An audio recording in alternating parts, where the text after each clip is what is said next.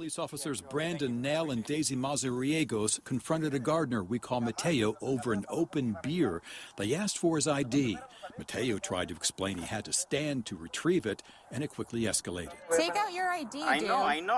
I have to take it out, but I have to take it out to take the ID out, you know? Sit down. Just sit down. I know, but you have to understand. Okay. You're just Hey. Stop. You can see from his body cam that Officer Nail forces Mateo to the ground over beer bottles, punches him in the nose, and pushes his face into the rough pavement. It took District Attorney Lori Fragoli just 3 business days to charge Mateo with felony resisting and several misdemeanors. She dropped the charges after finally seeing this video.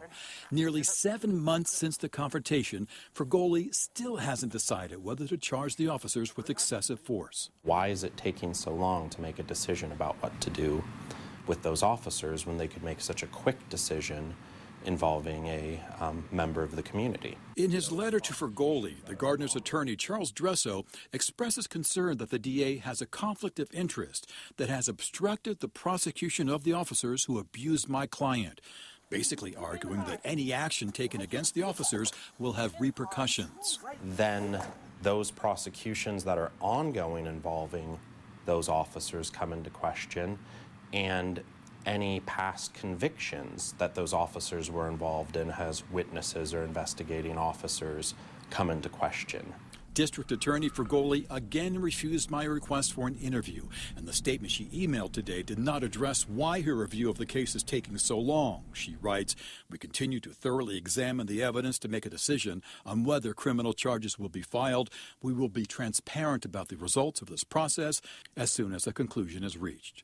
On a different track, the city of San Rafael announced this week that an independent investigation of the incident will be done in 1 month. The final report will be delivered to the police chief, who will make a decision about what discipline, if any, to impose against the involved officers. But the city attorney says the report will not be made public if the officers are cleared, only if it finds they use excessive force, if Mazariegos failed to stop Nail from using excessive force, if the officers made a false statement. Or, in the fourth exception, an officer's use of force caused Mateo to suffer great bodily injury. Medical records provided to the I-Team show Mateo did receive serious injuries.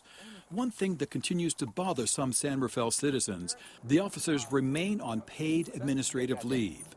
The latest records available show for 2021, Daisy Mazariegos made $96,000 in pay and benefits. Brandon Nail took home almost $192,000. For work, it escalated into violence when he attempted. An update from the I-Team on a story Dan Noyes has covered for nearly a year. 2 San Rafael police officers now face criminal charges for a violent confrontation. Body cameras captured it in late July last year. It started because a gardener named Julio and his 2 employees were drinking beer on a San Rafael street after work. It escalated into violence when he attempted to comply with the officer's request to see his ID. Julio suffered a concussion, a broken nose, and a shoulder injury that required surgery. Based on the officer's reports, the Marin County DA charged Julio. Then the DA saw that body cam video and dismissed the case. The charges against Officer Brandon Nail and former officer Daisy Mazariegos announced today include assault by an officer and making false statements in a crime report. They are due in court in August.